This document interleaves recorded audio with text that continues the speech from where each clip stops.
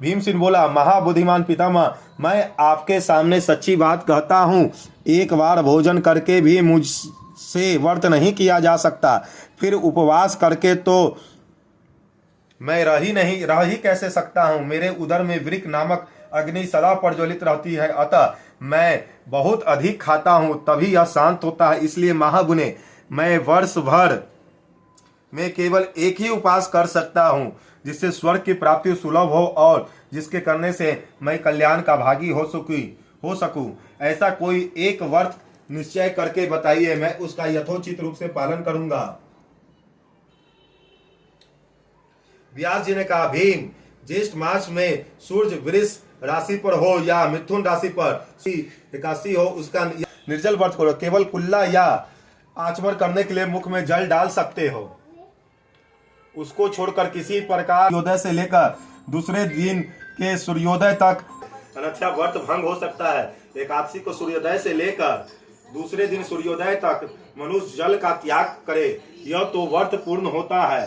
तदंतर द्वादशी को प्रातः काल में स्नान करके ब्राह्मणों को विधि पूर्वक जल तथा सुवर्ण दान करे। इस प्रकार सब कार्य पूरा करके जितेंद्रिय पुरुष ब्राह्मणों के साथ भोजन करे। वर्ष भर में जितनी एकादशियां होती है उन सब का फल निर्जला एकादशी के सेवन से मनुष्य प्राप्त कर लेता है, इसमें तनिक भी संदेह नहीं है।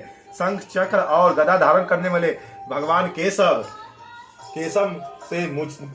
ने मुझसे कहा था कि यदि मानव सबको छोड़कर एकमात्र मेरी शरण में आ जाए और एकादशी को निराहार रहे तो वह सब पापों से छूट जाता है। एकादशी व्रत करने वाला पुरुष के पास विशालकाय, विकराल आकृति और काले रंग वाले दंड पासधारी भयंकर यमदूत नहीं जाते।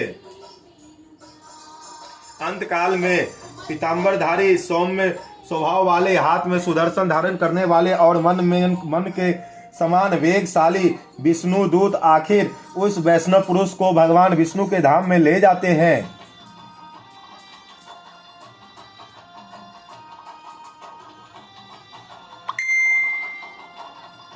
अतः निर्जला को पुनः यत्न करके उपवास और श्री हरि का पूजन करे। स्त्री हो या पुरुष, यदि उसने मेरु पर्वत के बराबर भी महान पाप किया हो,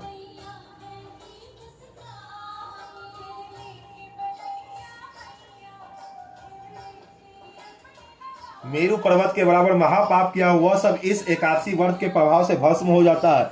जो मनुष्य उस दिन जल के नियम का पालन करता हुआ पुण्य का भागी होता है, उसे एक एक पहर में कोटि कोटि स्वर्ण मुद्रा दान करने का फल प्राप्त होता सुना गया है। मनुष्य निर्जला एकादशी के दिन स्नान, दान, जप, होम आदि जो कुछ भी करता है वह सब अक्षय होता है। यह भगवान श्री कृष्ण का कथन है। निर्जला एकादशी